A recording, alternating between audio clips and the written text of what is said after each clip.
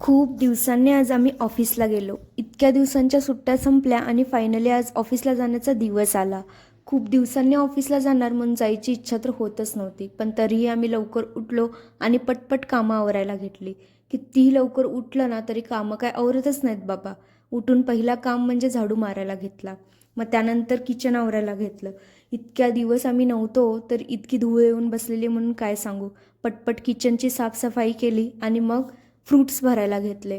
किराणा पण भरायचा होता पण ते काही जमलंच नाही. काल भरणार होते पण फ्रेंड्स आले तर ते राहूनच गेलं. सगळी साफसफाई तर झाली. मग त्यानंतर जेवण बनवायचं होतं. मग जेवणाची तयारी करायला घेतली.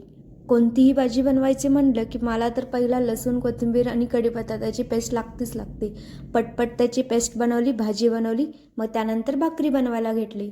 आमच्या साहेबांना खूप छान लेमन टी बनवायला येतो बरं. मग त्यानंतर त्यांनी लेमन टी बनवला, आम्ही दोघांनीही पिला.